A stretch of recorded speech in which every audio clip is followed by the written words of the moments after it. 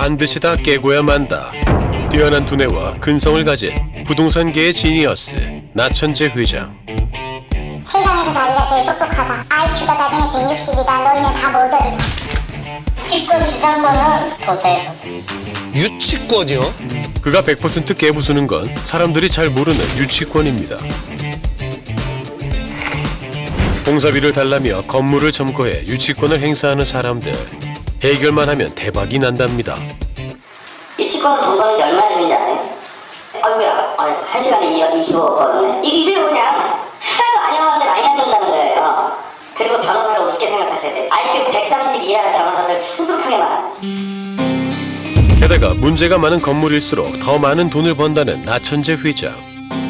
투자자들은 그를 믿었습니다. 그런데 쓰지 않았는데 돈을 왜 줘야 되냐고 우리가. 저희가 계약서 쓰지 않았어요? 또 계약서가 돈을 주기로 한 계약서냐고. 원금회수 약속하고 원금회수가 어디 약속이 되냐. 계약서를 갖고 와서 얘기하라고. 질문 X네. 잠깐만 경찰 불러.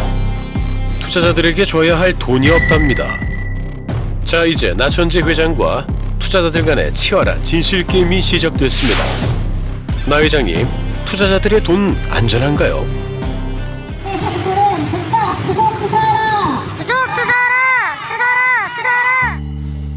가면을 쓴 사람들이 거리로 나섰습니다. 팻말을 들고 수사 촉구를 외치는 하회탈 시위대들. 어이? 우리는 수소문 끝에 가면을 쓴 사람들과 만났습니다. 하회탈을 쓰고 붉은색 점프슈트를 입은 7인의 사람들. 이들은 왜 주목받고 싶은 걸까? 멀리서도 눈에 확 띄고요. 강렬한 느낌도 있고. 그렇죠. 이거 우리 복장만 봐도 좀 쫄지 않을까. 나천재 회장과 상대하기 위해 영화 속 강도단의 모습을 재현했다는 투자자들. 제가 개인적으로 경매 물건 투자에서 연 40%, 45% 수익 내기 힘들거든요. 일단은 고수익이라는 그 단어에 끌려가지고 이제 가서 강의를 듣게 된 거죠. 정말 그 강의 내용을 들어보면요. 사기라는 느낌이 전혀 안 와요. 투자 실패율 0%, 수익률 45%. 이 모든 게 가능한 이유는 특수경매의 불패신화, 나시가 있기 때문입니다. 유치권이 성립하지 않은 그 가지수가 100가지 정도 되거든요. 유치권 안 물어줘도 되거든.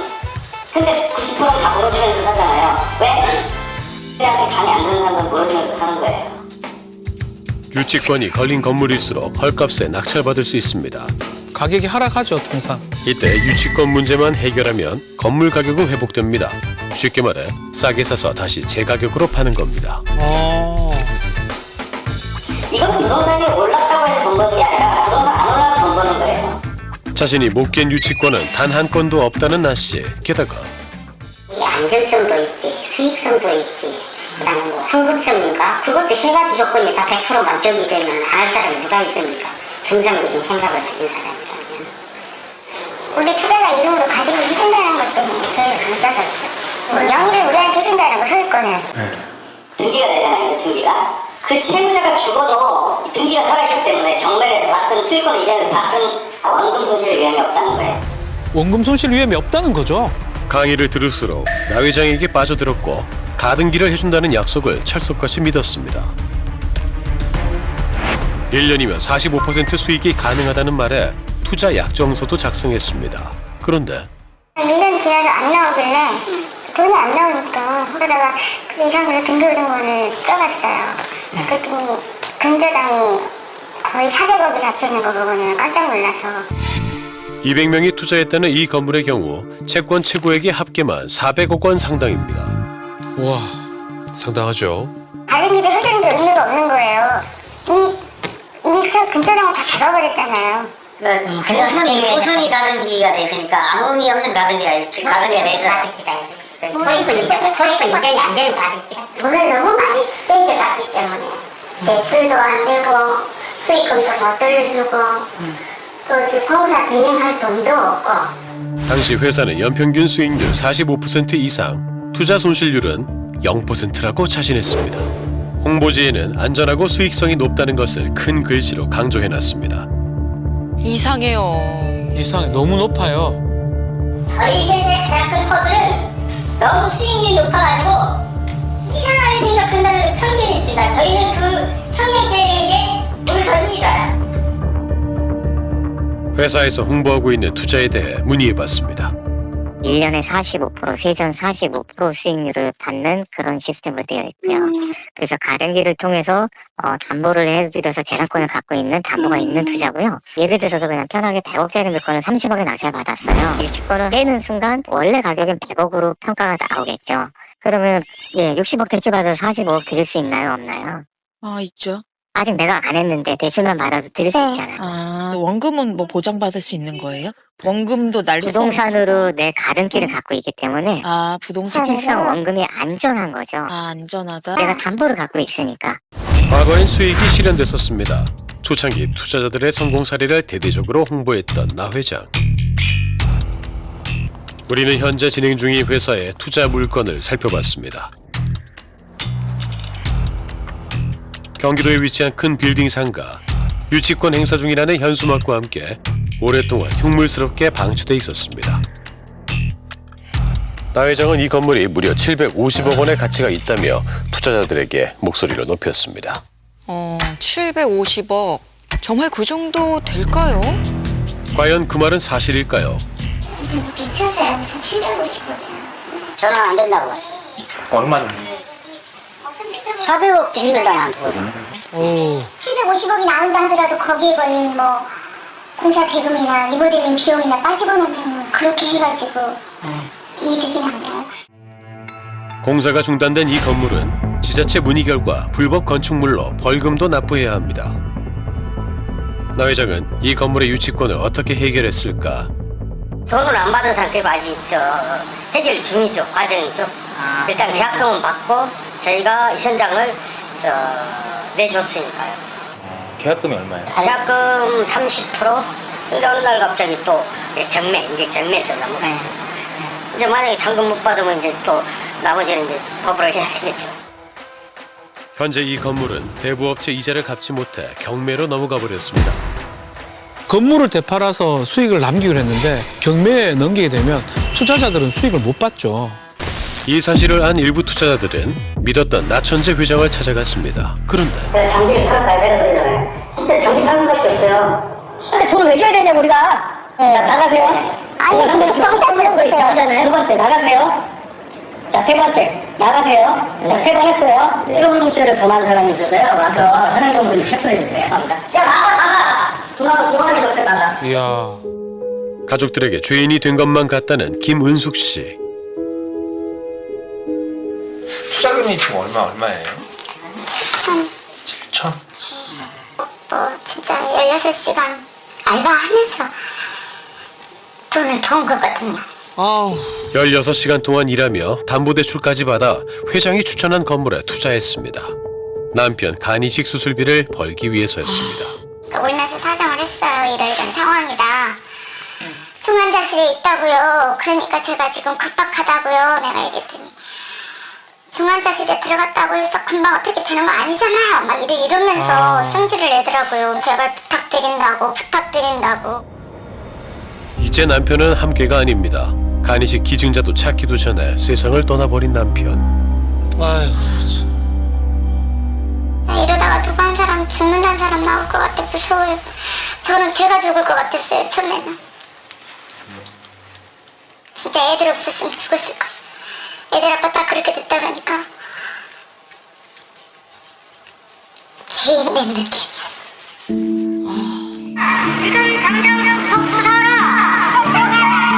속수 사라! 하회탈 시위대는 약 1,600억 원의 투자금이 불안하다며 더 큰 문제를 막아야 한다고 이야기합니다. 53명의 투자자들은 나천재 회장을 사기 및 횡령 혐의로 고소했습니다.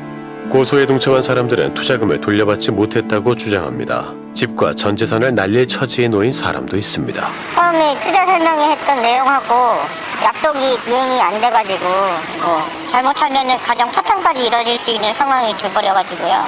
또 제3의 피해자가 또 나온단 말이죠. 앞으로 이런 사기꾼한테 이 경매 고수익 미끼로 해서 사기를 당하는 사람이 이제 발생하면 안 되죠. 재발이 하면 안 되죠. 과연 이 투자회사는 어떤 곳일까?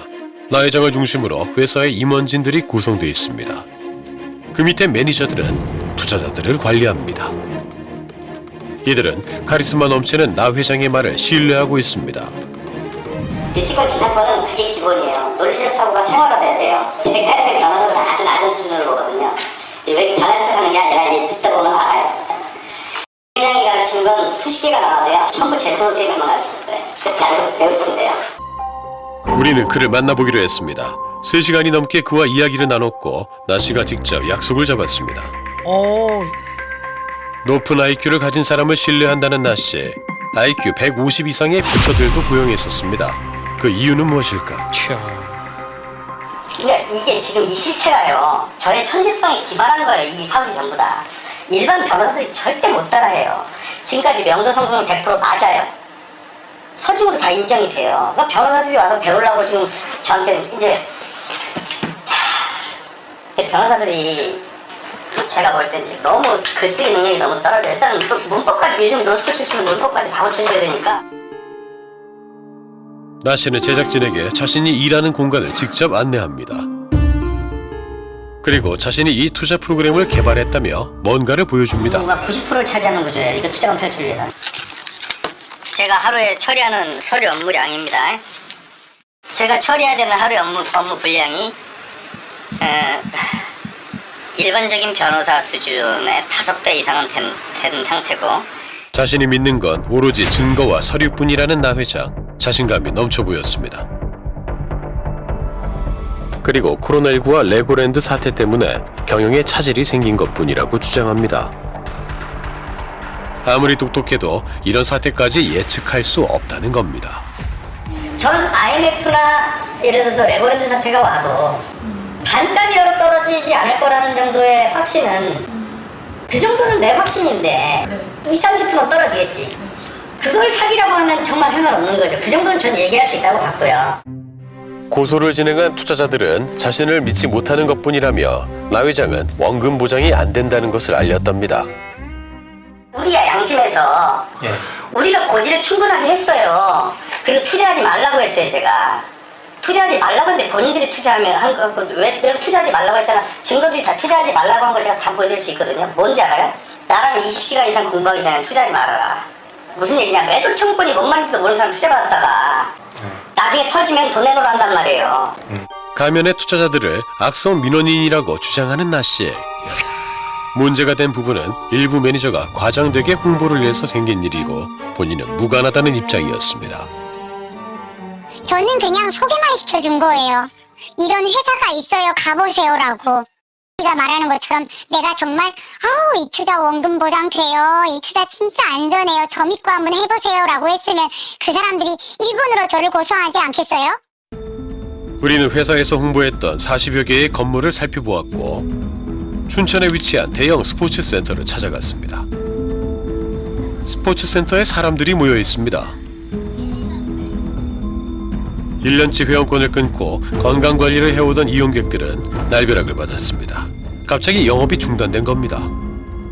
상담해서 우리가 이제 환불을 받아야 되는 게 중요한 거잖아요. 아니면 계속 이용할 수 있었다거나.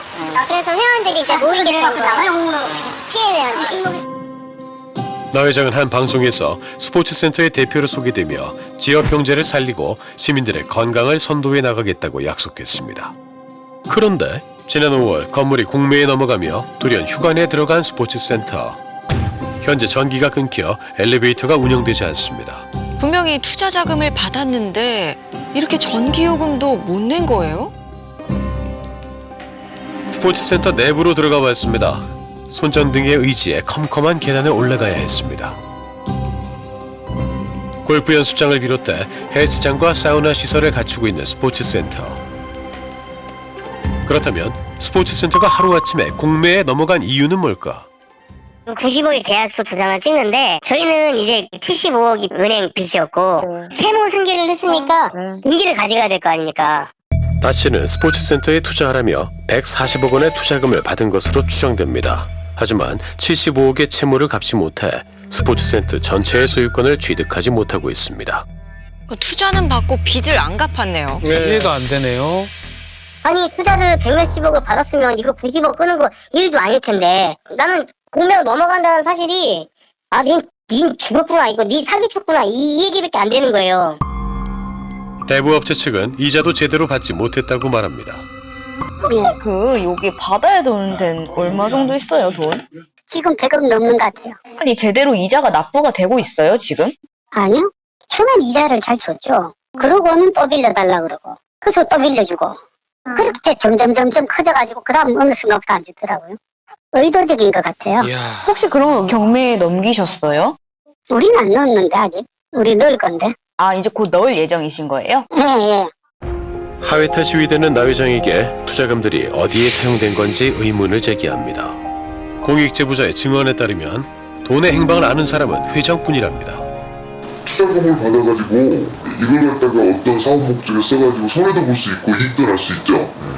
근데 본질은 투자를 안 했는데 그 돈이 없어진 거예요. 공중에서 사라지듯이. 그러니까 마술을 한 거죠. 문제는 그 돈을 개인적 그 사익을 위해서 어떤 행위를 했다는 얘기고 그 돈이 투자자들한테는 손실로 돌아왔다는 것이죠. 대부를 계속해서 많이 받았다면 뭔가 좀 목적이 있는 거죠, 이게. 목적이. 무슨 목적? 쉽게 얘기해서 그냥 뭐 날린다? 건물을 날린다? 최대한 융자 받고. 나 회장은 대출금은 회사 운영 등에 사용되었으며 사적인 용도로 사용하지 않았다고 이야기합니다. 쇼가 아니라 저 지금 여기서 당근 매도 제 개인적으로 쓴 거 한 번도 없거든요. 눈 보면서 진짜 없어요. 진짜 정직하게 없다고요. 원금조차 못 찾게 될까봐 나 회장에게 돈 이야기를 꺼냈다는 투자자. 하지만 나 회장은 줄 돈이 없다며 자신에겐 법적인 문제가 없다고 엄포를 놓습니다. 참. 이게 협박이라고요? 그래서 이제 제가 이렇게 신용대출을 받아서 했어요. 이렇게 7천을. 수입이 이제 없는 상태에서. 이게다 보니까 이제 가정불화에다가 제가 지금 죽을 지경이에요. 그러니까. 저희가 무슨 채권 채무를 주거나 원리금을 보장해 주는 건 아니잖아요. 원리금 보장은 안 해준다고요? 우리 돈은 우리가 주기로 약속한 게 아니라니까요. 아니 여기 계약서 있잖아요. 어디가 있어요? 어디가? 아니. 어디가 있어요? 주기로 한 거. 아니 왜 소리 질러요? 어디가 있냐고요? 아니 왜 소리 질러요? 어떤 걸 있으니까 소리 지르는 거 아니야? 없으면 어떡할 거야? 없으면 어떡할 거냐고. 왜 거짓말해? 우리는 투자자들이 작성했다는 약정서를 자세히 살펴봤습니다. 이자까지 할 때 45%짜리 이자 포함이에요. 원금가요? 약정했잖아요. 전문가들은 투자 약정서에 독소 조항이 너무 많다고 우려합니다. 회사 측은 일단 법적으로 줄 의무가 없다라고 얘기하거든요. 당연하죠. 이 투자 약정서라는 것 자체가 그래요. 빌려준 거에 있으면 원금 플러스 이자를 달라고 정상적으로 요구를 할 수가 있어요. 하지만 투자를 했잖아요. 투자를 한 거기 때문에 요구를 할 수가 없어요. 왜? 여기는 공동 매입 투자잖아요. 공동 매입 투자를 하는 순간부터 내가 이 일원이 되는 거예요. 즉 당사자가 돼버리는 거예요. 자기가 당사자인데 누구한테 돈을 달라고 그래. 위 목적물을 재판매할 때까지 부동산의 시행, 관리, 분양 업무 등 일체의 업무는 갑이 담당하며 공유자의 관리, 처분 권한도 전부 갑에게 위임한다. 이렇게 그러니까 모든 걸 갑한테 주기로 돼 있잖아. 즉 을은 할 수 있는 게 아무도 없는 거야. 회사의 문제가 알려지자 투자자들과 매니저들이 회사를 찾았습니다. 나천재 회장님의 해결법이 궁금했습니다. 이 법률 구조가 이 검사 출신 변호사거든요. 우리가 이 돈을 마음대로 써도 죄가 안 된다는 얘기를 하고 있는 거예요. 이 구조가, 계약 구조가. 쉽게 말해서 내가 먹튀나 이런 것들을 하기 위해서 이거를 딱 하자라는 거를 세팅해 놨냐 이걸 물어보는 거예요. 찍지 말아주세요. 끝으로 나 회장은 투자금 회수가 충분히 가능하며 회사엔 아무런 문제가 없다는 입장을 거듭 밝혔습니다. 그리고 제작진 앞으로 도착한 한 제보. 저희가 좀 추가 제보를 갖다가 해야 될 필요성이 지금 있어가지고 이 회장이 매수력 알죠? 그러면서 물건 2,300억 정리해가지고 자기가 투자자들 다 날릴 수도 있다. 우리 영업본부에 있는 문서와 PC를 갖다 다 가지고 수거해갔어요. 사채업체 다 넘기고 자기는 돈 갖고 튀겠다. 며칠 뒤 나 회장을 배제한 회사의 비상대책위원회가 꾸려졌고 진실을 이야기하겠다며 카메라 앞에 섰습니다. 매니저들도 나섰는 거네요. 다행입니다. 어떤 경영에 대한 이 부분에 있어가지고는 분명히 경영에 대한 어떤 방망경이 있었다고도 우리는 생각을 하는 거죠. 140억에서 총 비용은 안사가 30억, 35억이에요. 그럼 그걸 어디 갔냐? 그러면 막말로 말해서 대마 횡령이잖아요. 빠져서 나올 수가 없잖아요. 경영이라든지 정상이 판단해야 될 그런 것들이 제가 봤을 때 정상이 판단이 아니에요. 나 회장 대신에 투자자들의 피 같은 돈을 지키기 위해 노력하겠다는 직원들. 이때까지는 회장이 혼자 독단적으로 모든 진행 과정을 진행을 해왔잖아요. 그래서 이제 저희들도 해결 대책을 만들고 이제는 대책위에서 모든 사항을 만들어서 기본적으로 진행을 해나가면서 그렇게 물건별로 투자자하고 상의를 해서 진행해서 탈출하는 방향으로 이렇게 끌고 가려고 그런 프로세스를 지금 진행을 하려고 하고 있습니다. 나천재 회장님, 명석한 두뇌로 이번 사태도 잘 해결하시리라 믿습니다.